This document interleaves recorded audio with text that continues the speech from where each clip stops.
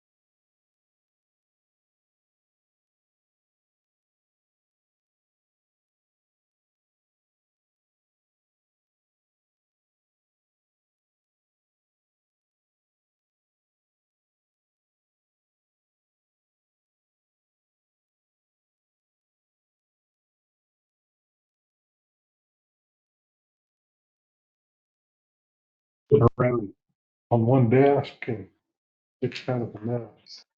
And they alleviate that pressure, hopefully pretty quick in conjunction with the county. So Yeah, it's a good partnership. no, that is, and I heard Mr. Williams today talk about the increased space that we're planning on putting together there. And the other one that you haven't seen the move is the police department. Those numbers are staying very high, and hopefully we can see some kind of change in that as well. I think what is there, 14 vacancies right now? Yes, sir. To that degree. And this council had increased the staffing level by 10 over the last 2 years, or 2 years ago, or a year and a half ago, whenever we did that. But we've been unable to gain any ground there, and hopefully with that, we'll find some traction somewhere along the line. Mr. Chair, if I may, so we're really trying to focus in on very similar to what we've seen with our fire department and the work they've done to replenish their ranks and train the next generation of firefighters.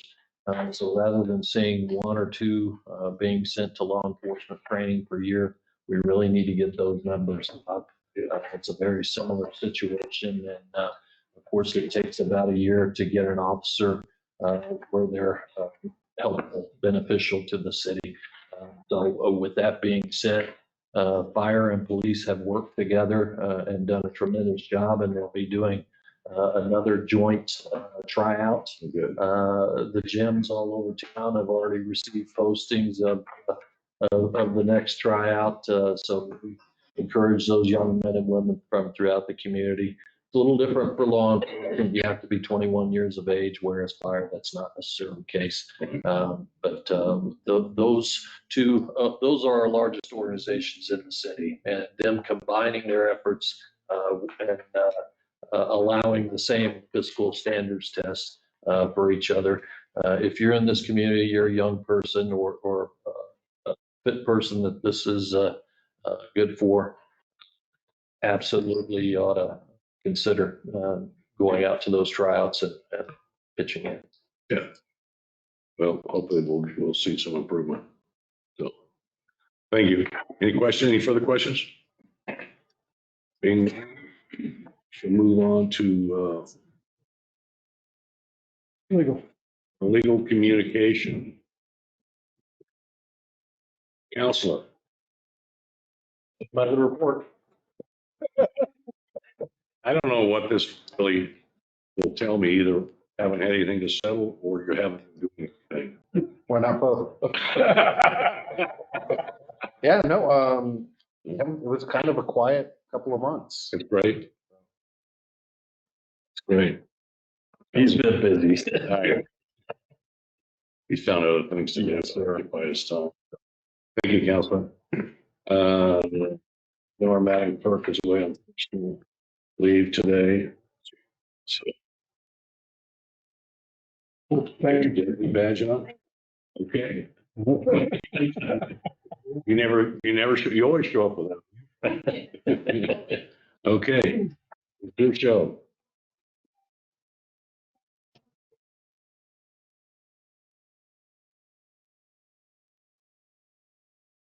Yeah, well, I believe the resolution was as an attachment, and that was incorrect. It should have been highlighted as. That's all I made. So we'll just edit it for that.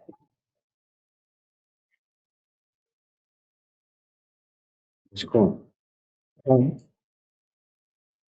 you aware, there was some discussion, but are you aware of any major changes being looked at by the legislature with the Open Meetings Act?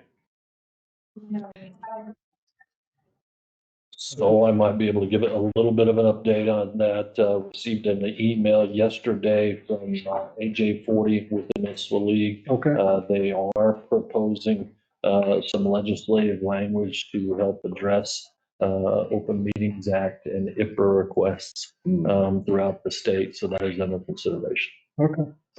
Well, I appreciate the clerk's report, but I'm not sure do we have to do this special resolution until after we see what the legislature does? I mean, is there a statutory requirement. Yeah, put it off, see what happens, Mr. Chairman. Because it's, Yeah, it's in here for discussion. It's not even in here for action item today. So, yeah, but she's suggesting that we put it on action item next time. And my suggestion is that you see what happens. So if we have to do a lot of rehash of this stuff, we won't have to vote on it twice. There's not any statutory requirement. You got to do it in a particular time frame.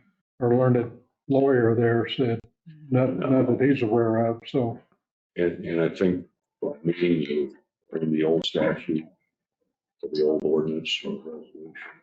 So I don't think there's anything to update today until we hear from what they're gonna do in Santa Fe. yeah, and then it'll take time to see if the governor signs it, and then Get the verbiage out. get the verbiage signed out.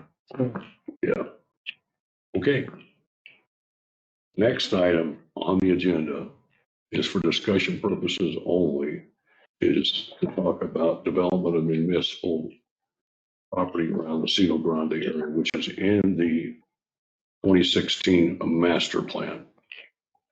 And I had a conversation with our attorney to talk about this, especially in light of some things that have, or in light of the disaster we had, that this might be a way to help fulfill some housing needs in this community. And it's time to pull it off the shelf, even though we're going through a revision of our master plan. I don't think we're gonna find any change, or I feel there won't be much change about the Cielo Grande area. You know, the city owns them. I don't know, how many acres do we have over there? Do you, anybody? Not off the top of my head, it's a lot. Acres, but I'm not. It's an opinion, that matters. The company that's doing the master plan wants to focus on 4 major areas. That is one of the areas they were interested in. My understanding is that we really didn't have any master plan that anyone really liked in that area. Maybe I understood that incorrectly. But maybe someone has worked on one and I don't know that it was very well received before. If that is wrong, I could be completely wrong. That was just my Well- understanding. So I guess all that matters to me, I think it needs to be developed. I absolutely think it's essential.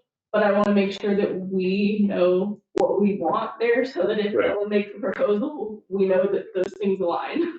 I agree, because you go back to the old master plan, it says the city of Roswell is working on creating a mixed-use zoning overlay district for the area in anticipation. I don't know if that was ever done. Probably wasn't done. Yeah. So that's the step you got to go back and start with, is looking at creating a mixed-use district and what that will look like. But at least I wanted to get some dialogue started on this whole process. So instead of letting it just sit around like it has for 6 years or 7 years or 8 years or whatever it's been sitting around. I know, Chris, you were involved in this whole master plan when it was put together. And, you know, I pull this thing out periodically to look at it and go, why do we even do it? Because we haven't done anything. It addresses water.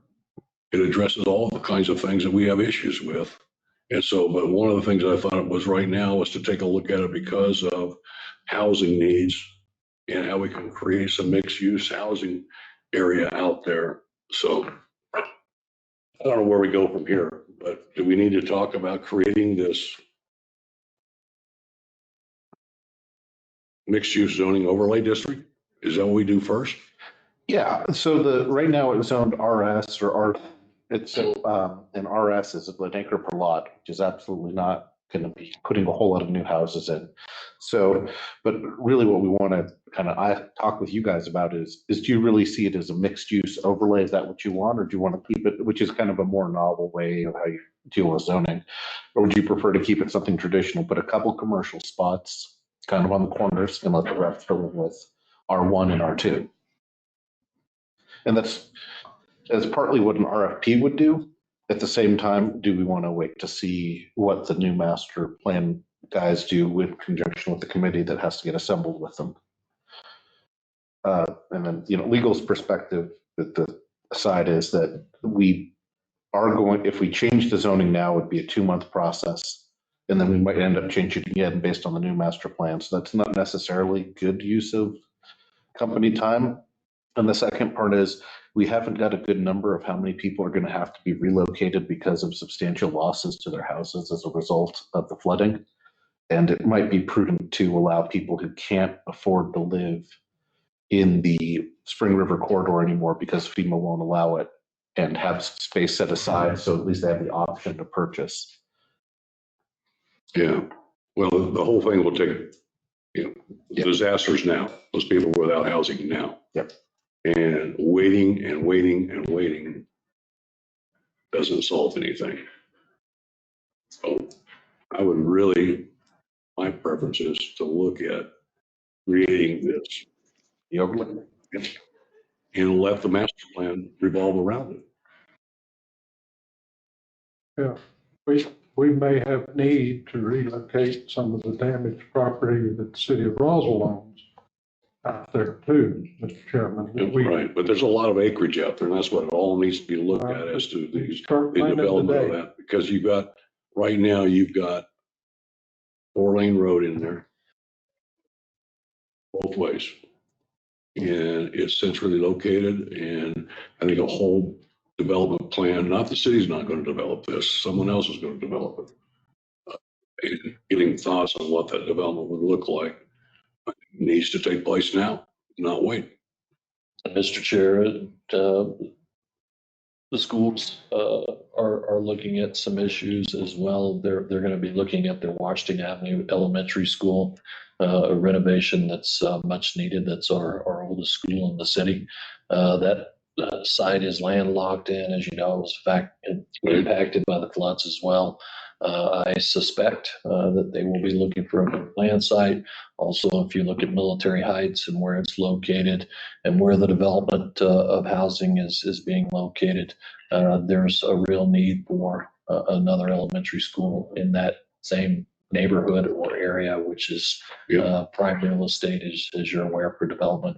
Also looking for perhaps an IT building that's not in the floodplain. Yeah,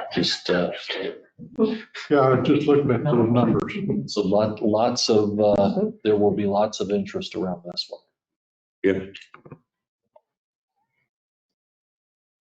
So if anyone has something, Mr. Chair, I can confirm, property is ready to go. I've had calls, I have a small list, the list is dwindled because other people have wanted in that area.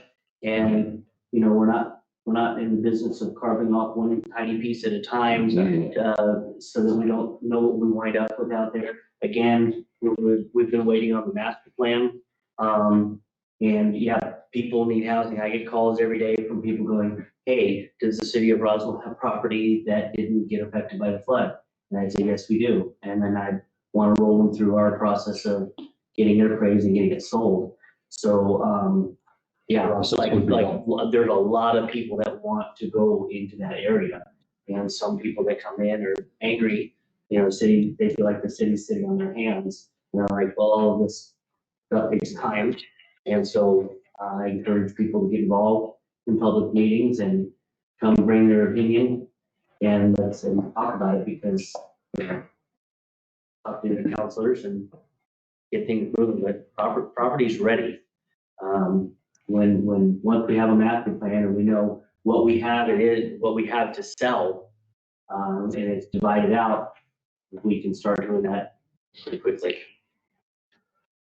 yeah, the concept here is to put this out there, RFP, to see what it would look like. Yep.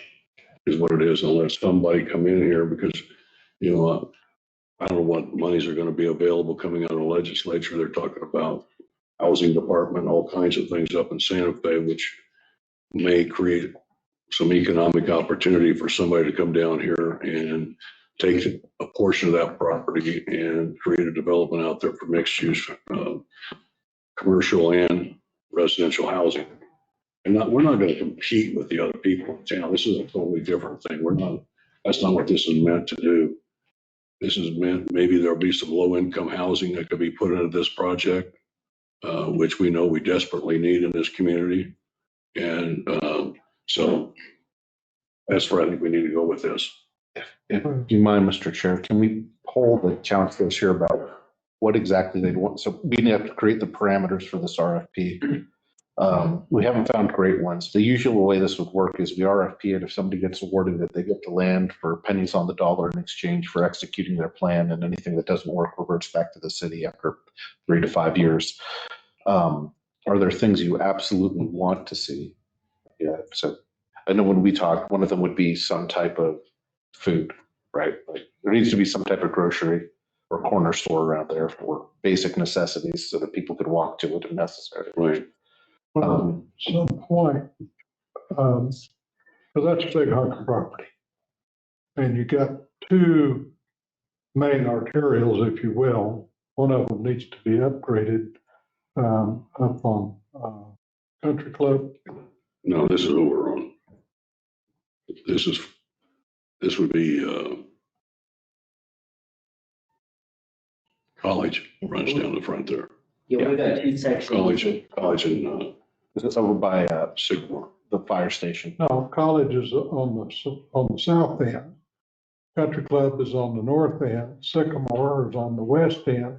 And there's, and Union, so to speak, Uintana, some people refer to it, is the other boundary, and there's nothing else out there.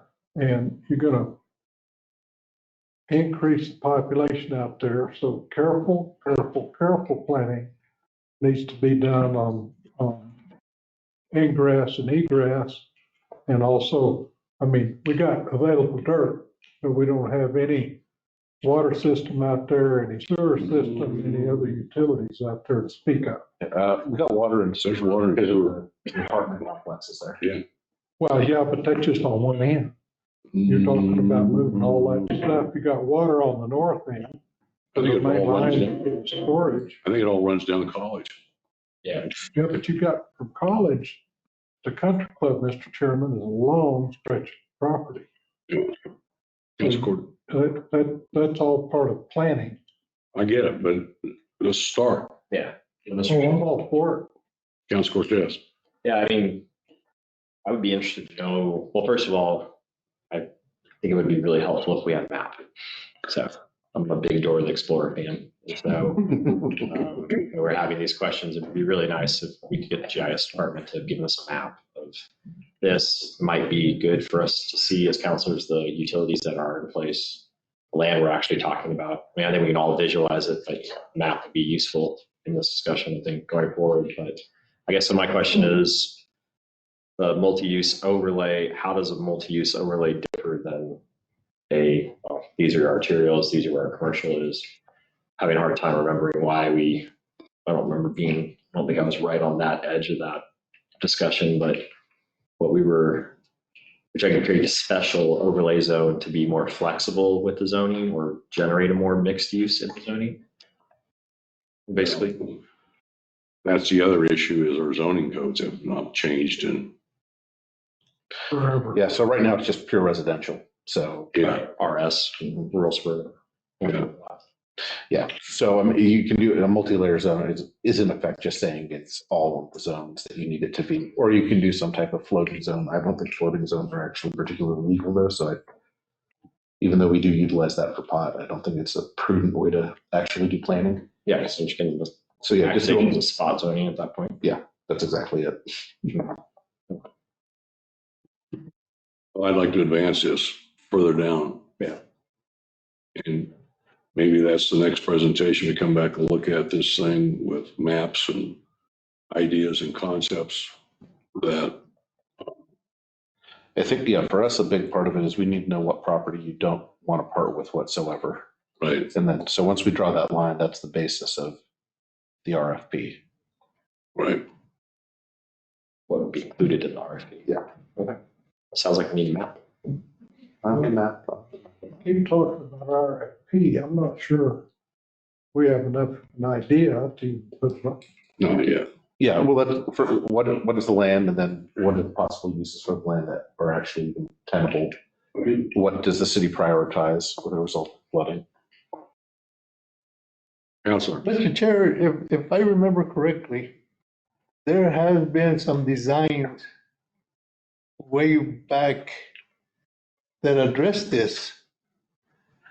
And I can't remember who the community developer was back then. Before Morris, yeah. And he had quite a few plans that he brought forward to the committees. Yeah, I don't know if they still exist or not, My but understanding is those were not well received. Again, I wasn't here at the time. I don't know if that's true or not, but that's what I hear. That no one was happy with the current plan we have, which is why I think we're spending this money to do this master plan. We have this good firm. Why would we not get their input on what they think is best for that area for Roswell? But but they refer to it as a community within a community. As an overlay. yeah. You know, if you want, if you're able to get those plans or not and bring them forward and see what the new council thinks. Might be Yep. a good starting spot. Good place to look at, if we can find that. So, you know, you have those, maybe you can make a presentation for next meeting to look at those kind of things. But, you know, if we wait for the new master plan, it's 2 more years. In my opinion, before anything could ever take place out there. I'm not interested in waiting 2 more years. Our needs are now. Mr. Chairman, is this something that the infrastructure committee also needs to get Well, involved with? probably does, but it needs to go there. But there's no dialogue has come out of there, so that's why I brought it up here. Well, the infrastructure, aren't you, Jennifer Mason? Yeah, Chris and I are both in. Well, now we're gonna get some dialogue, Mr. Chairman. oh,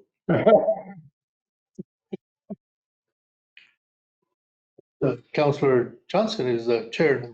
yeah, I'll put a bug in his ear next week, if I don't see him before then. But I wonder, Mr. Chair, if we have a set master plan. I don't know Ms. Vickers yet, but I can see her point of view. We have a group that's engaged planning. It's got to fit in. I just wonder if there's a way to accelerate or do a focused little immediate movement on that one. yeah. And then I just wonder, Well, the same people that are, it's pretty much master planning partially, or it's a portion of master planning. I just wonder if there's a way to leverage that RFP into a focus.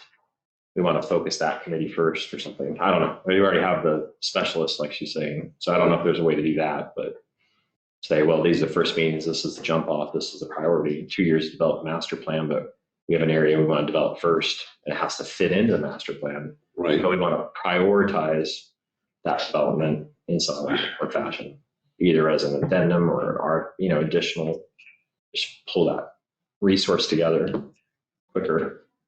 I don't know, just thinking out loud. Those are all the good discussion to have when we take this next step. But again, we won't see that master plan. Yeah. A year. And some of us may not be here. You don't know the master plan. Yep. Yep, You might have new counselors come in with very different ideas. that's true. That's true. We do have an election in November. Again, this thing's been sitting around, nothing's been done. And it's unfortunate, but it is what it is. Let's move ahead. So I think we can they'll look at those plans, or you bring it up to infrastructure or somewhere, but I want to get this ball moving forward and get this master plan off the shelf. And even though it's old and we got a new one coming, sometimes your actions today will help guide that plan for the future. Well, Mr. Chairman, there's nothing says that we can't go ahead and do whatever plan we want to and make them just put it in their master.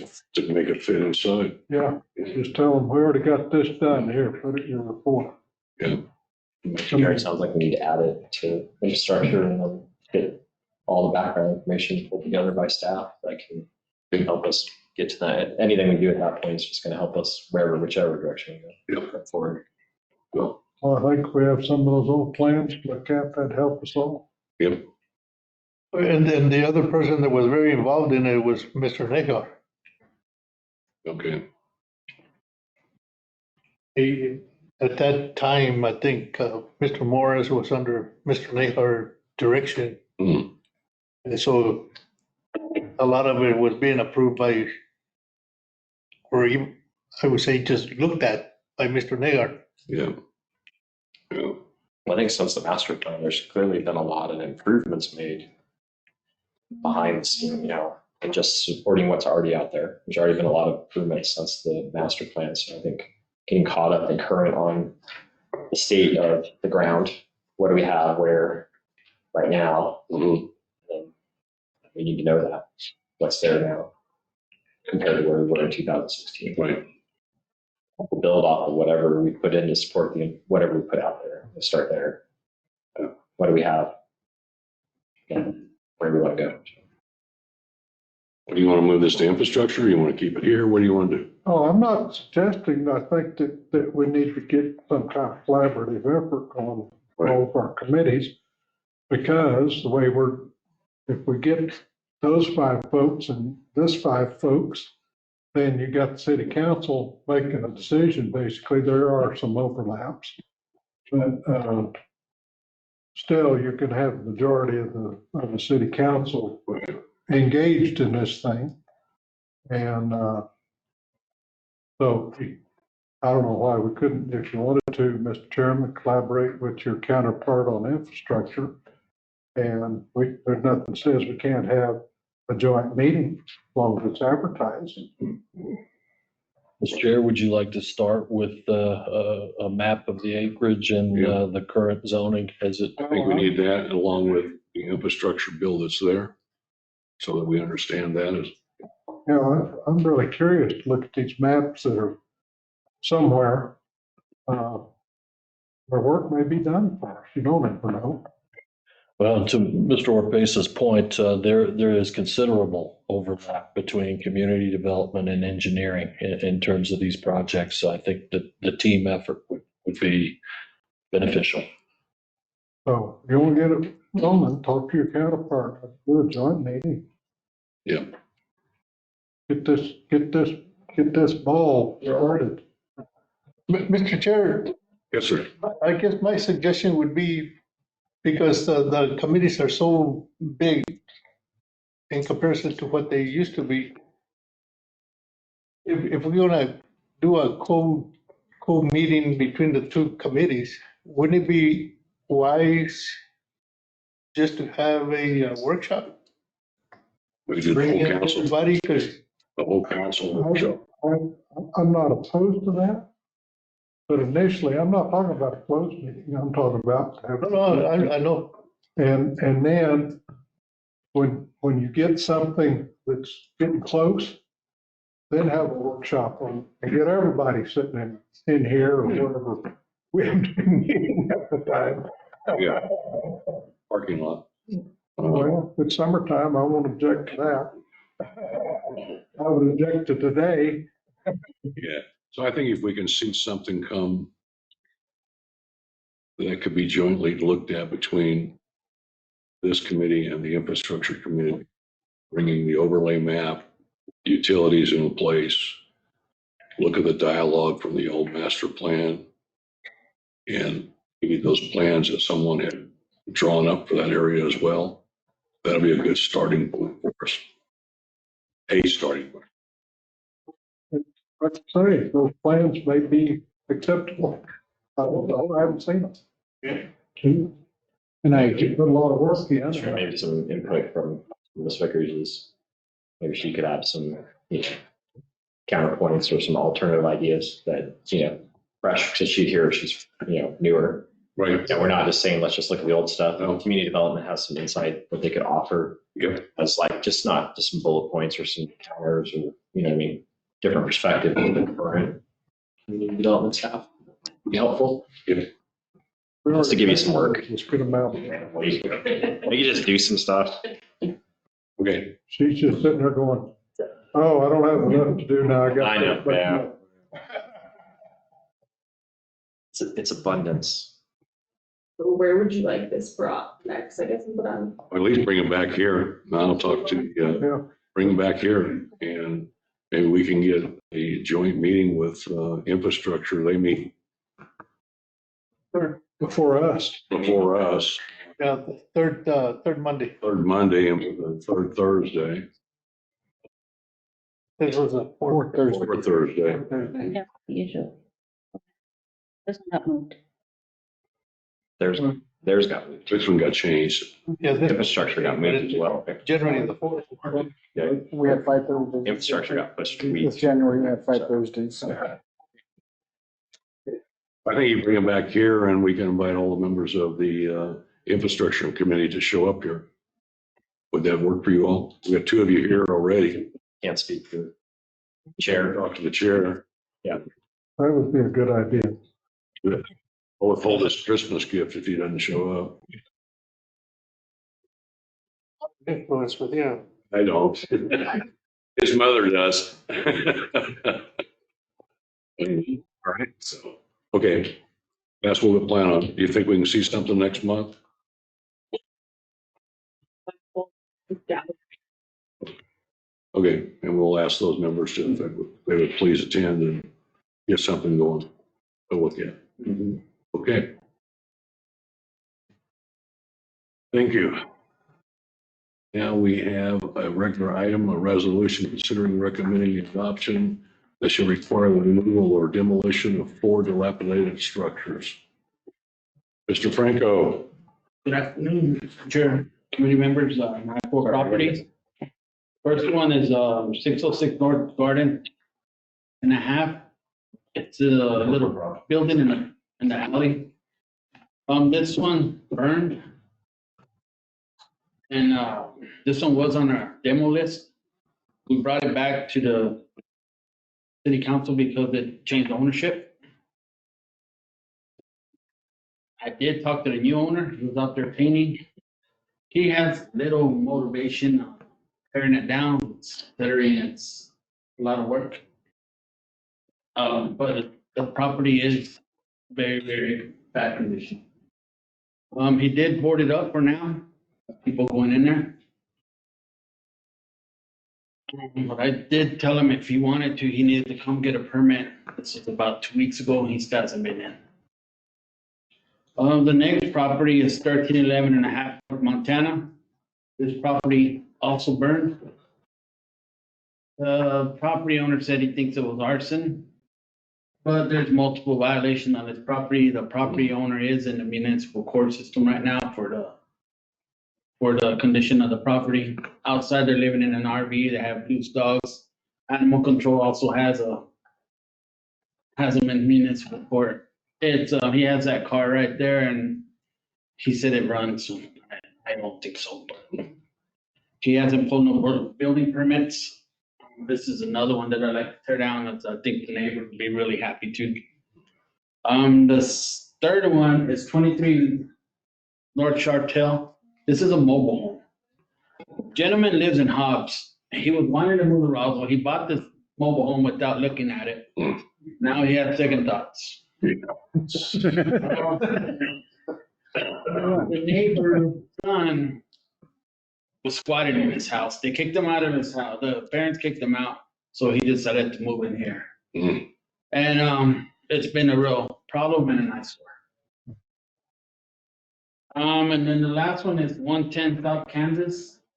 This one I had a report from the neighbor across the alley. They have a business. There's been people in and out of this place too. And across the alley, you can't see the cord, but that picture, there's an electrical cord running from the house across the alley to that house. I've gone over there multiple times. I can't catch anybody there. I did talk to the owner supplying electricity. He told him if he didn't stop doing that, we were gonna contact Excel and put his meter.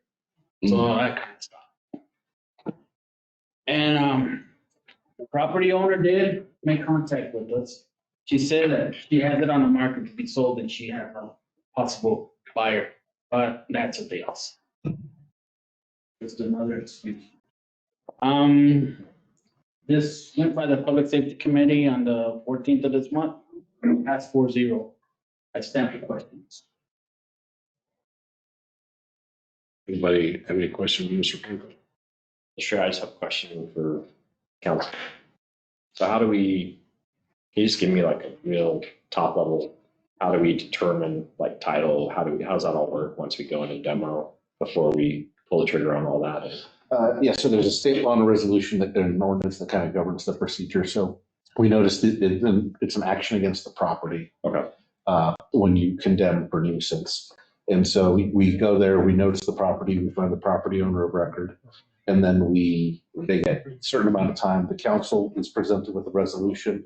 The resolution can work two ways. It can instruct somebody that they have to complete X thing to bring their place up to code, or the council can just exercise that authority itself, and then we put a lien on the property.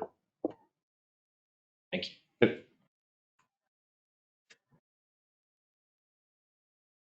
Okay, can I have a motion? Mr. Chairman, I move that we adopt Resolution 25XX that will require the removal of demolition of the 4 dilapidated structures that we just explained. I'll second it. It's on the agenda. Yeah. Be fine. Got a motion and a second. Any further discussion? All those in favor signify by saying aye. Opposed, being same. So moved. The next item is RFP, consider the approval of the William Chesser Farm lease. We haven't seen you for a while. Okay, so this is RFP 25005 for a whole new RFP for William Chesser Farm lease. The farm is 286 acres that is known as William Chesser Farm. Farmland is used for farming wheat, corn, and cotton. The current lease, like I said, is set to expire, and there are no more options to renew, so we're looking to take some fresh bids at it, similar to the way that we just did Tweedy Farm. The contract will be reviewed by the legal department upon award.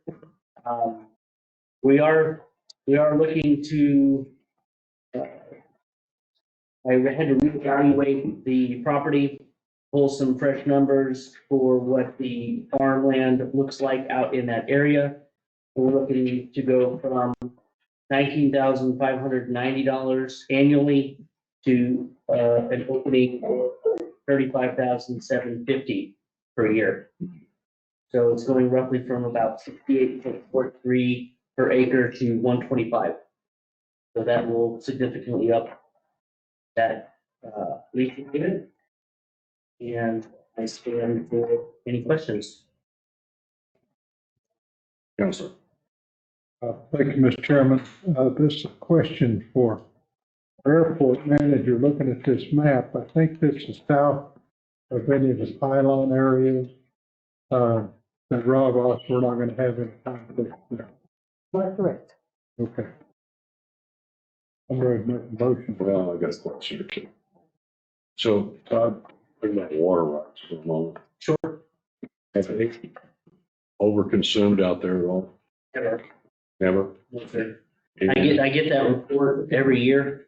And if they do overconsume past the 3.5 acre, we charge accordingly. But we haven't had any issues out there at all. Then the second question is, if they do, is this $22.87 an acre foot? Where do you get that number from? And is that a current market? Yes, that was given to me. Tess, can you help me with the name of the gentleman that you had referred me to? Who helped us with that? What we did, Tweedy Farm. I'm going to skip on his name. He's up in the state level. At the engineer's office? State engineer's office, yeah. Yeah, I think that's what, I don't know who at the state engineers I referred you to, but that's who I would have sent you to. Yeah, I just want to make sure that we're, Although we've got somebody here who might have subject matter expertise. yeah, just check that, see if we're at market rate. okay. I think the state engineer's office would be very effective at market rate analysis, since that's not in their scope of work generally. We need to talk with more real estate agents. I guess, Michael, so, Todd, when does the current lease expire? It expired December, the end of December, so right now we're on a month.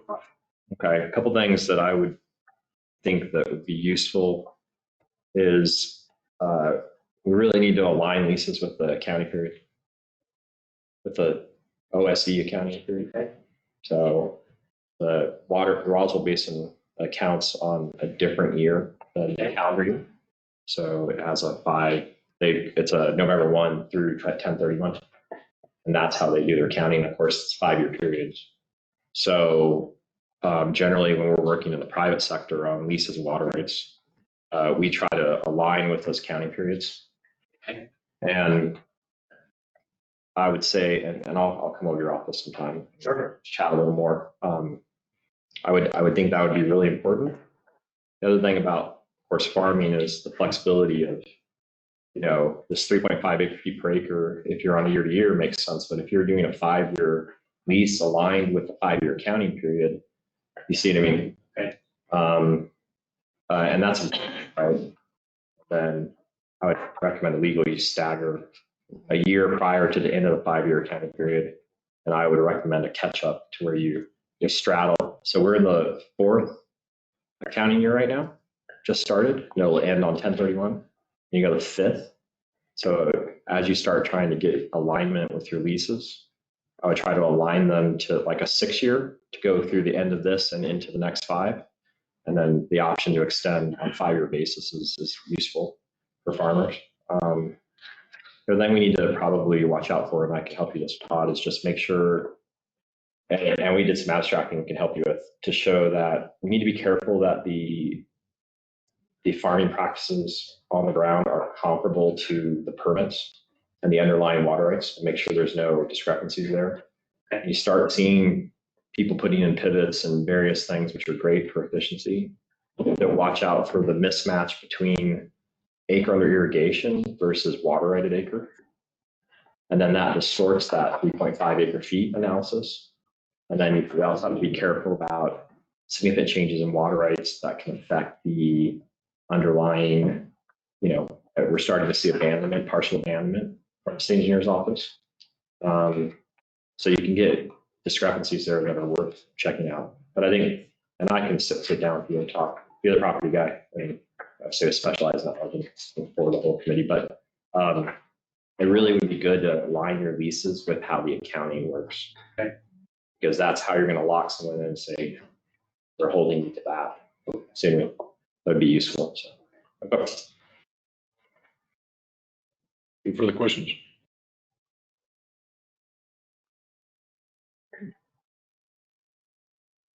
Look for a motion then. Is this going to finance or not? Good. Don't have to? No, because it doesn't have any dollar signs. Didn't have any dollars yet. Expenditure. Oh, no, There's that's no true. expenditures. I'm sorry, I'm already ahead on the next item. Apologize. Mr. Chair, I'm sorry. I was just gonna make the motion. I was gonna suggest a table so that we can have Mr. Cortez work with for a new RFP. To make it align? Is it currently leased through the end of this year, like a month of purchase? It's month to month, so. Okay. That's what my motion was going to be, table. Okay. Why, you saw that coming. Till next meeting? The next meeting, yep. Table it. You don't need a second for that. Well, Carlos gave it to us, I heard. So, He wants to go ahead. That's fine. yeah, I think that's. We're getting him in the groove, so let him go. So we've got a motion to table this in a second. Table it. All those in favor? Aye. Opposed, being same, so moved. I do have a question for you, Todd. we passed the ordinance to waive fees for properties on the condemned property list. Have we seen any movement by anyone trying to buy the condemned property, making contact with people and trying to buy condemned properties and get those fees waived? Or is that going anywhere at all? Other people? Well, or people that have properties on the condemned property list, we were gonna waive those fees. Yeah, there hasn't been a whole lot of movement, but a little bit. I think I'm currently speaking with 3 people who are trying to contact the owners of previous properties that have liens so that we can enact a lien forgiveness program and get some fresh infrastructure or new homes built on those properties. Currently working with, I think, 3 different individuals on those.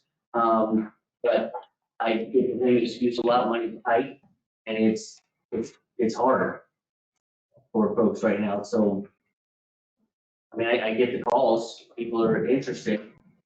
They see vacant lots, they want to know, they find out that there's a lien on it, they get scared, but they talk to my office and I try to reassure them and say, look, just bring your project forward and let's see what we can help you with, because we've done it in the past, and if you need help now, we can get that ball rolling. So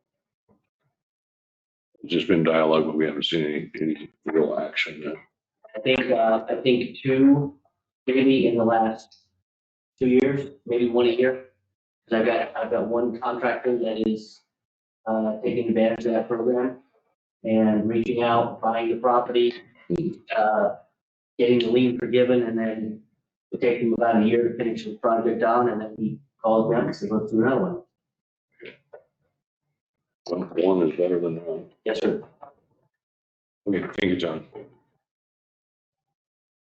Next item is approval of the authorization for ratification of expenditures of $179,000 to procure engineering services from Mosen Corbin for the NACAR Triangle Site Survey. Who's on board here? I don't know if Jenna's on. She was ill today. So that is to do all the drainage patterns, the sheet flow, the elevations, and also to look at what is needed for the extended apron on the triangle site, and to get ready to provide the DOT to do that extended apron, and also for the county to do the chip seal in the area to give them the information they need to move forward. And I understand I'll have the results next week. Any questions? Looking for a motion then. Well, everybody ready to jump on this one, Mr. Chairman. Well, it's going to go to you. I know, I'm getting it ready so I can take it upstairs when I leave, so it doesn't get left off the agenda. I can't make that motion, so if you want to, because it's going to you anyway, and then I'll make the motion in your committee. Oh, is that a promise? Yeah. Or a threat? I don't ever know. Yeah. Mr. Chairman, I move we authorize ratification expenditures of $179,216.33 to Moten Corbin for the NCAR Triangle Site Survey that we needed last year, in my opinion. To be sent to the Finance Committee. Yep. Second. A motion in the second. Any further discussion? All those in favor signify by saying aye. Aye. Opposed, same. Being none, so moved. Next item on the agenda is approval authorization for ratification of expenditure for engineering for the terminal improvement design. Ms. Thompson. This is especially focused on bathrooms. If you haven't had the pleasure of those bathrooms, you will understand that they need a bit of an upgrade. We are trying to move forward on that and getting ready for increased traffic. As you may remember, we have had a significant increase in our employments and then expecting that to continue to grow for the rest of this year. And we're trying to make that customer experience a little more delightful than it has been. Does this include taking care of the one on the east end of the far east end of the building? Yes, it does. That is disgusting, that one. Plain disgusting. Any further discussion, questions? It's also come to me, so. Yeah, that's going to you. So you want to make that motion again, or you want to rely upon someone else? I'll do it. Mr. Chairman, move we approve the lease agreement, between the, is that, am I on the right one? No. Tim. Ratification expenditure There you for go.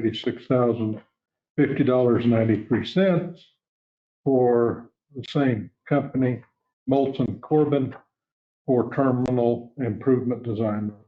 Second. Motion and a second. To send it to finance. Yes. Yes. All those in favor signify by saying aye. Aye. Opposed, same. Being none, so moved. Next item on the agenda is the approval of a license agreement or agreement substantial, similar to that presented between the Reno Air Racing Association and the City of Roswell. Mr. Antema. Mr. Chair, thank you. Long awaited, we're here. I know that you guys have all read this 2 or 3 times when you've received it. It's really riveting. And then here, some background. We signed an MOU last year. This incorporates all the MOU premises into this document and it fleshes out the things that were a little more ambiguous, as you can tell by this thing being about 27 pages. It's based upon the original agreement with, or one of the last agreement that Reno Stead had with RARA. In my view, that was an unbelievably good piece of negotiation on behalf of Reno Stead. So I was happy that RARA agreed to start with that as our template. The big difference for this is that we've merged into one agreement. Reno Stead originally had an agreement for the pilot racing school and the the event itself. So I'll give you the highlights here. The term Article 1 is a formulaic. Article 2 is kind of just defines the waiver period, what we're calling the waiver period, which is the period where RARA has control of airport grounds or has a license to it. And so that will be for PRX and for RARA some days before and some days after. The term, I think the term is improved from the MOU from the city's perspective. RARA has the right to terminate only after 3 years of unprofitability or in conjunction with Roswell if it is not economically sustainable. That gives, in the MOU, we didn't really have an out. This one is our out. If it goes well in those first 3 years, we would have, it becomes an automatic 5-year renewing after that for 30 years. So we have air races for 30 years, assuming the first 3 go appropriately.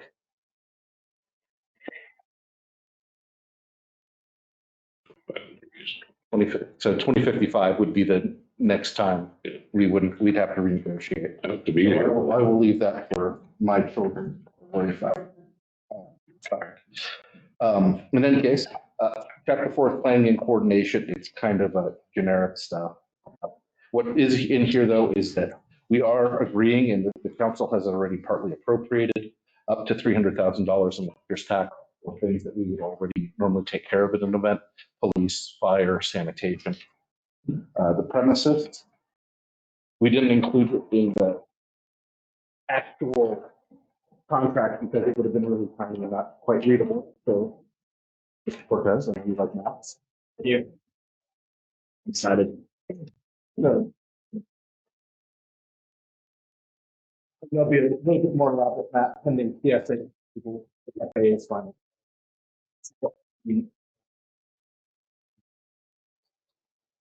We'll locate our city-owned property. This will shortly not be city-owned property because of the land sale to Bill Wise.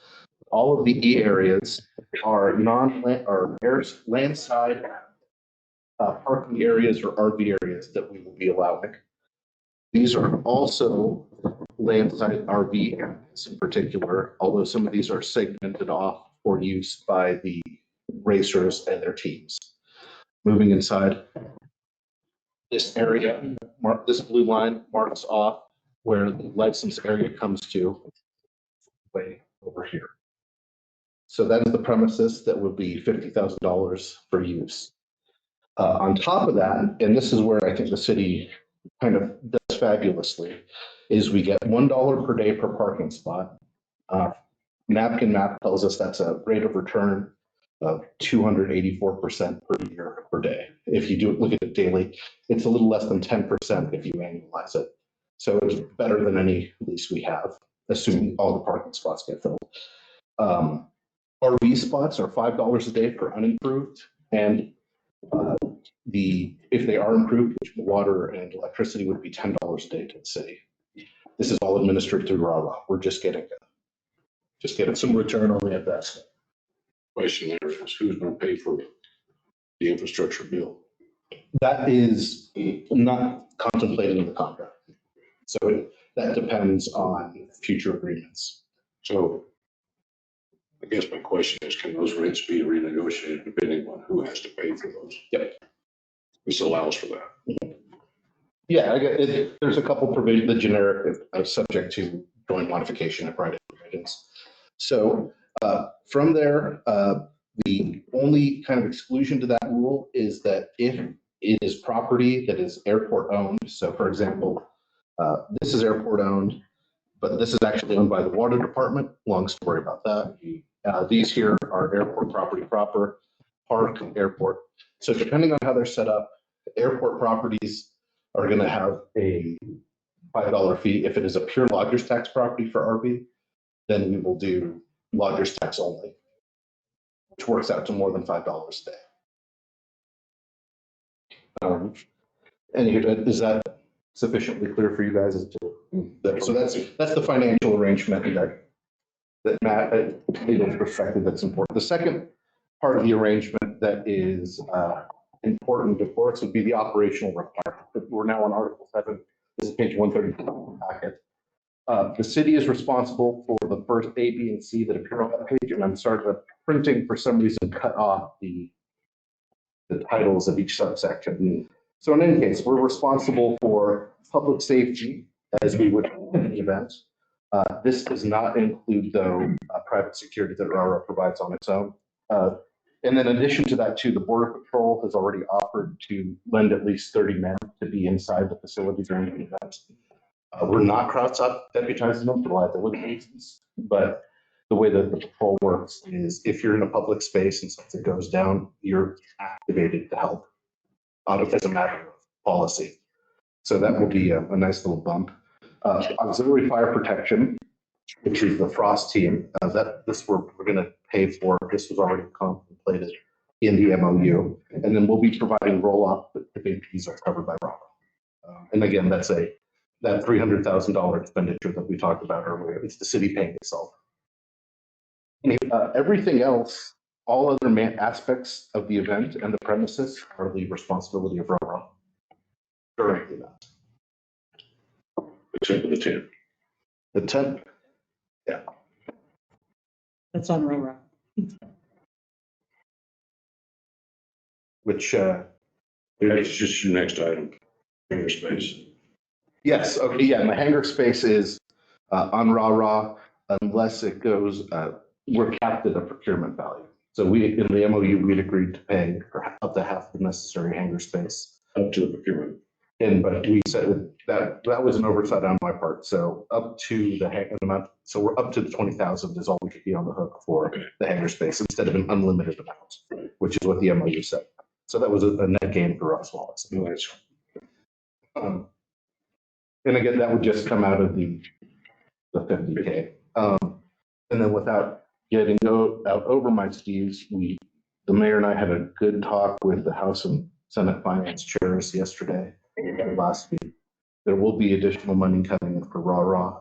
We'll have to take it to finance and legal to see exactly how to talk with Bobby about the best ways of using it. It could be anywhere from everything we've asked for to half of that is what it's looking like without throwing numbers out so that I don't get in trouble with people I met with yesterday.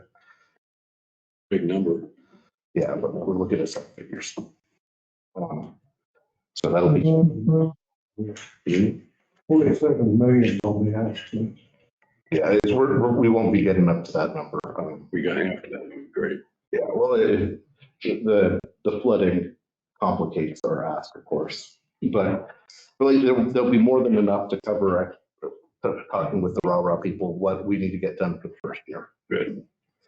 And then facility improvements, Article 8, now on page 138. All these improvements were what we had agreed to in the MOU already. The only big thing to report here is that when it comes to the apron staging area, the Department of Transit is going to come in and help provide additional funding for that. It'll be a potential training exercise when they build it. So the original agreement was 50,000 pounds. They're going to move it to 100,000 pound specification. We threw in 60,000 pounds just because if they don't build it quite right, I don't want the city on the hook for what DOT does. But we're very grateful for DOT. The bleachers, I think, is Mac here? We're pouring concrete on February 10th. Oh, yeah. Yep. And then the other one that clearing and paving is the county is there to help us with grading. We have to flatten that shooting range, which we probably should have done years ago anyway. If I might add something to that, evidently that's going to be a DOT exercise as well. Nice. Excellent. So the savings keep stacking up. Secretary for very, very supportive. Okay. Good deal. Yeah. As far as insurance, you can see there's a lot of language in there that's boring, and it took me 3 or 4 naps to be able to finish it. But it's a $100 million policy for anything that happens on event premises. And this will survive any contract. The only part where it wouldn't cover us is on thoroughfares, right? So on Earl Cummings Loop, if there's an accident because we misdirect the cars, it's going to be standard tort liability for the city, but there's no real way to avoid that. Because you can't waive negligence of a police actor on Mexico. No. That also covers our indemnification. It's pretty broad. RAW is pretty much agreeing to cover any loss connected with the event. And that's what the 100 million is for. So like I said, the cap presently for civil rights actions, which shouldn't happen in an event like this, is $2.5 million now. The Tort Claims Act is still 750,000 or 1,050,000, depending on which lawyer you ask. So the 100 million should really be more than adequate for any liability that comes up to us. And something I didn't mention in the premises section, it is, we'll take it as it is and return it in the same condition. So we're not really. There's no more negotiating. It's done. Yeah, we're done. So otherwise, Article 11, we're going to make sure that carcinogens stay in bottles instead of our water supply. Article 14 is just generic legalese, things that we have to fill, who's going to be our signature authority. Presumably it'll be the manager for simplicity's sake. But that is pretty much the license. And Mr. Chair, if I could add a couple of things. Yes, ma'am. Also important to the city, of course, is the fact that RARA will also be leasing buildings. The property manager at the airport is preparing those now. So you'll have that additional lease income for the buildings and space. And it's 223 days away. We know. Yes. 400 days worth of construction. Mr. Pessimist. We've got a great team. But yes, this is the economic impact is going to be tremendous. Municipally, for lobbying purposes, we're looking at 45 million in additional GRT over 10 years.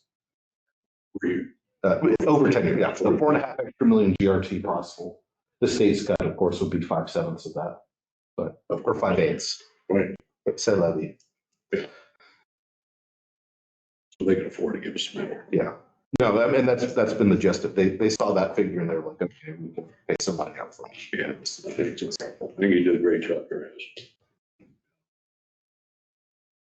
Ticket sales have started. Ticket sales start Saturday.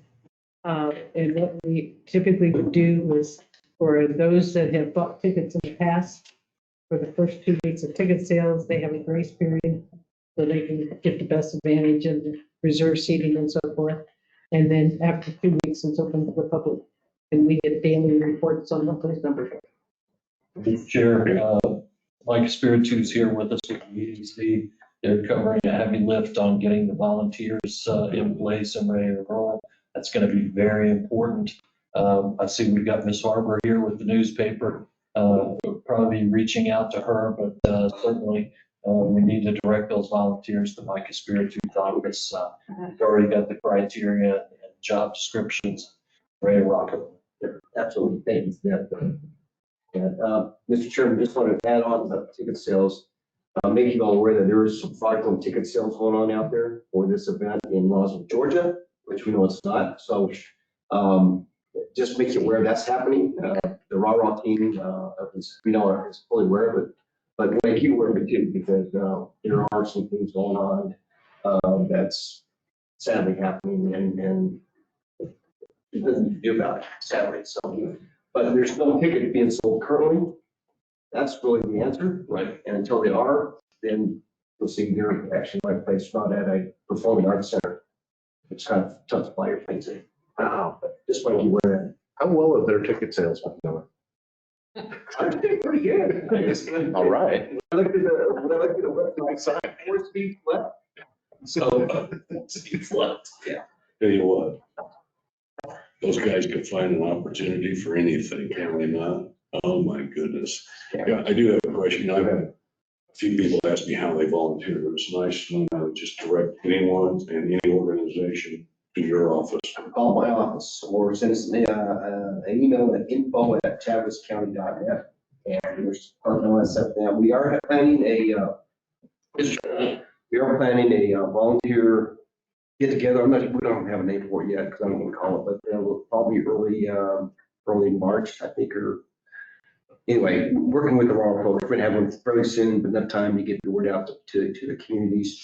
But we're gonna do an event someplace in town to kind of bring everybody together and answer questions and start, see what the gaps are. Then we'll have the job descriptions there and those type of things. So we'll be pushing that out pretty quick. I think it's going to be either a Monday or a Tuesday, and I don't have the dates because it's still up in the air, but I'll get that to you. So for about 1,200 people. Roughly, yeah, for PRS. And that's going to be PRS in May, is pretty much a dry run, if you will, in Greece. On a much smaller scale, obviously, but especially with the spectator piece of it, but especially the operations, I think it's going to be important. That's where the volunteers will be needed. And there's a lot of great training that will happen at PRS that'll be impactful in a good way for the main event September. Everybody's planning on writing stories about that. A great way to get entry into the venue and get in on the ground floor. And they will have a full Veterans Day event usually on Friday, and they'll have a STEM event full day, as Bobby can attest to, which is pretty fabulous. So our schools are very engaged, very excited. So we have a lot. The excitement is still really bubbling everywhere. I'm headed down back to Carlsbad this week to talk to a Rotary Club, and everyone wants to volunteer. So if you know of anyone or anything at all, give us a call, give me a call, and we'll put them on the list and get that from there. Are you going to put, question, Mr. Chairman, are you planning on your EDC website, put a volunteer for Reno or NCAR on your website? Because given the new website is probably not quite as productive. Oh, there's several things happening when it comes to the EDC website in this regard. We do have a landing page just for NCAR. And yes, Mr. Chairman, Counselor, we will have that for volunteers. We'll also have that for sponsors. And we are also working with the regional commerce, all the regional communities already. We've already met with them face-to-face as well on Zoom. And we've talked about creating links from their communities to us and to the RAW website, so they can push out where to stay, where to eat, what to do. I mean, all those different things, which are real important in bringing in the spectators. Because as you know, if you've never been to Roswell, You don't know where to stay, where to eat, what they, when we want to be able to provide that. Also, in semi-real time, the chambers in regional areas will also be, showing indication of where lodging is still available. So people don't have to search all the hotels, for example, but they go down and find what it is available to make it a little bit easier. Our goal is to make it a really heavy spectator event this year, because this will set, obviously, the stage for next year and years to come. And Mr. Chair, Yes, ma'am. one of the things that we're also doing, in fact, the EDC is helping us on February 13th. Mr. Chairman, Kyle Bullock is in a presentation to businesses on what it means when this all 60,000 people show up. And then also in late February, Mr. Telling, the chairman, will be doing a presentation to Main Street Roswell. And on the 19th, I'm doing a presentation to the Women's Republican Club. So we'll start doing those all throughout town to answer questions for people to make them aware. I think your efforts are fantastic. It's just part of getting it going. And, again, Mike, you don't ever want to take credit for it, but you're the guy who brought this into the table. And it's getting closer to fruition. The parks are coming together, everybody down it. It's amazing. We talk about people helping with the flood victims in this community coming together. This is another event, communities coming together. And preparing these businesses is going to be a big deal. They need to start thinking about it, preparing now. They're going to be overwhelmed. They will be overwhelmed. Mr. Chairman, what Bobby mentioned, if I may, the event on the 13th of February in my place, we're in that seminar, and the topic is get your business ready for NCAR. And that's what it's all about. It was really about customer service. We've expanded that because I know that local business people will not be ready. Or we probably don't have in mind what it's going to take to be ready to come in September. Because when you're talking 50,000 plus people coming to Roswell, doubling our population, sometimes they may have already have to wait in a restaurant or what have you. Imagine what's going to be like when we add double our population. So the goal of that event is it's called Bullock. We also have another company. It's a partnership company. I think they're out of Wisconsin. They're going to come put on a seminar. And if you want information, just call me at EDC and we'd love to have you there. But we hope to get a lot of folks there. We're also going to have some other events as well to kind of get our community ready, especially on the food service side and some other key areas. But this is the first step in trying to get everyone kind of in tune of kind of what they expect. And Mr. Chair? Yes, ma'am. To give you a feel for that, the University of Nevada, Reno would every couple of years do an economic impact study for the directs and the indirects. And historically, the average spend per attendee was between $700 and $900 a day. It's a big a day. Yeah. That's just. To clarify, that doesn't include gaming. No, that was hotels, food, stuff. Yeah, that's a big number. They wouldn't admit how much they gamble. This is the smart. Here's the thing.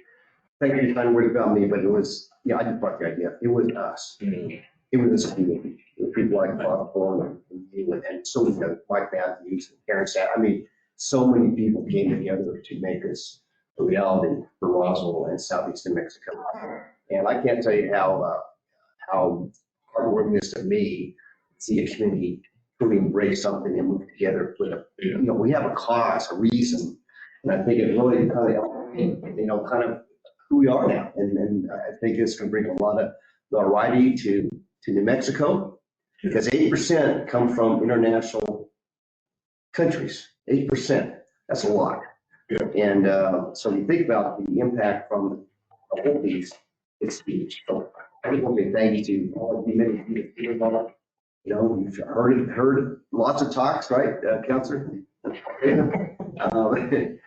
I've had thousands of hours logged in meetings, but it really took a village, and we are the village of it now, so thank you. Well, thank you again, Mike. And if I can make one more comment. Yes, ma'am. Just as you remember, the 223 days, it keeps me awake at night. Just remember that Roswell is the only place in the entire world where this happens. So look forward to really getting a lot of good, positive attention. Yeah, well, it's gonna be great. Any further questions? Do we need to, put this on the consent, or do you want to make a presentation? I'd like to have this in finance committee just so we can get more people aware of what's going on. You know, we spend a lot of time spending money in finance. Let's pound our chest a little bit about this is something that's bringing some money in. Whatever you want to do. Okay. To me, we can either send it to you, or we can put it on the consent, or we can put it for full council. I'm just trying to move it along. I understand. Mr. Chairman, I move that we approve the license agreement with NCAR, or Reno, this is RAH agreement, and the city of Roswell. Send it to finance. We'll get it on the agenda tomorrow. It won't slow things down one iota. Second. A motion and a second to approve the, I guess, well, yeah, it's approving, we don't have to ratify, we're approving the agenda, the agreement to be sent to the finance committee next week. Yes, sir. All those favor signify by saying aye. Aye. Opposed, same, being done, so moved. Next item on the agenda. Counselor? All right. Mr. Mayor Pro Tem Emeritus, members of the committee. A couple years ago, we passed a campaign finance ordinance.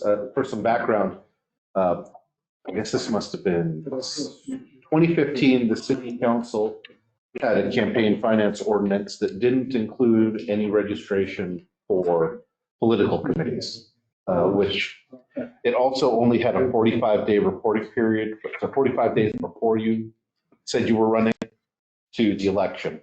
And that had some fun results. I mean, the mayor's race 3.5 years ago, or 3 years ago, one candidate had something, $2,000 of $2,500 in expenditures, but over, $2,500 in donations, but $75,000 in expenditures. So it really wasn't actually getting any disclosure whatsoever. So with that in mind, we made the amendment. We included what we call political committees, which generally tracks the political committee language from state law and federal law with some simplifications. In any case, after having reviewed an election, we see there's a couple things that we can tighten up. The first is, if you follow on page 156 under 12-3, the definition of candidate. It just said somebody who is running. We want to make it a little more explicit. So it's an individual who's filed to run for a municipal position, or has received 500 or more contributions, or has expended 500 more to advance their election. So I think that gives a very clear who is actually a candidate for the purpose of the ordinance. Contributions are not changed. And I'm sorry, this was supposed to be a red line, but we keep having this thing where our software unredlines when we upload.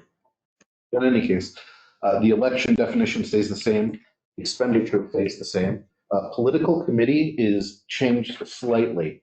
What we've included here is, and this is partly because of one of the enforcement litigations, and we want to clear it up moving forward. It's 2 or more people who wholly or in part support a candidate or oppose a candidate. However, and so this would also include political committees and campaign committees, or similar organizations, or any other similar group. The idea here is the way that this was drafted originally was saying that if one person runs their whole campaign by themselves, they don't have to register as a political committee.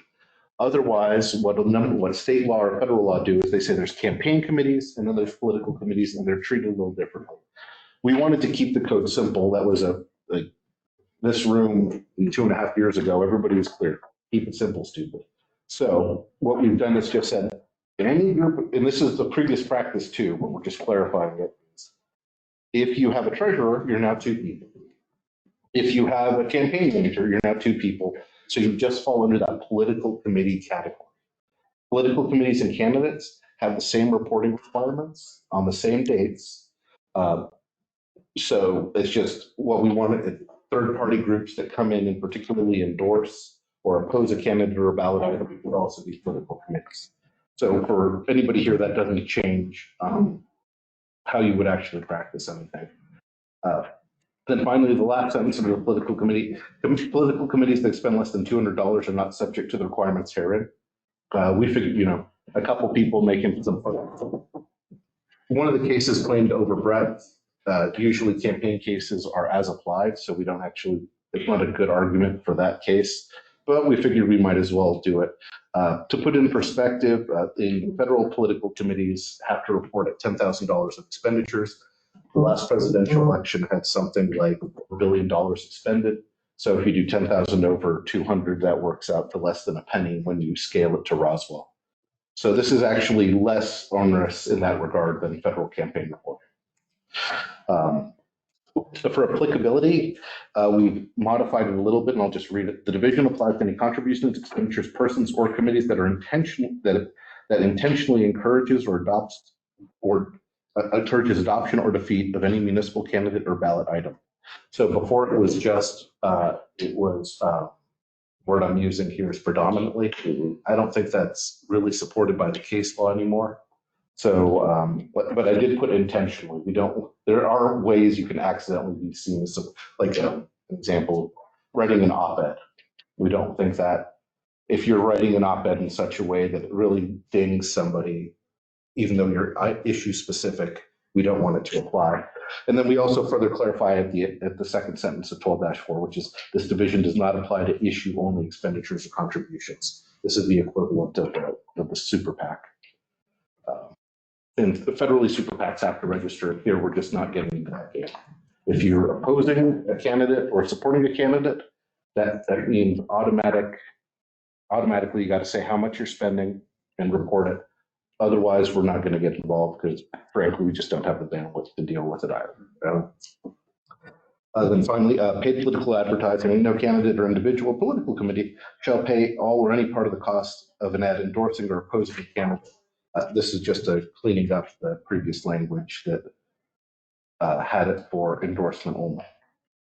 So otherwise, it doesn't change the meat of what we're trying to accomplish, which is simply letting the public know who's trying to fund elections to elect candidates. Mr. Chairman, Harvey Boyer. So if you have an issue that you have a burning desire about, that's not necessarily opposing or helping a candidate. How do you do an issue? So yeah, there's no reporting requirement. So if somebody puts out an ad saying elect only pro-life counselors or elect only pro-choice counselors, unless it's a ballot item, which it can't be in this municipality, we don't care from a finance perspective. And again, that's it's a practical choice and it's also a case law choice. So issue only reporting is considered a lot more onerous under the First Amendment than candidate endorsement reporting. So we just, for the time being, it's not, and we haven't seen issue only PACs develop in Roswell for that type of, and then that type of thing. It's coming. Yeah, I mean, and we'll amend accordingly, but I'd rather not get ahead of something that hasn't been a problem when it comes to First Amendment stuff. Okay. You answered the question. That's kind of what you're going to say. Any further questions? I'm motioned out, Mr. Chairman. Your motion out.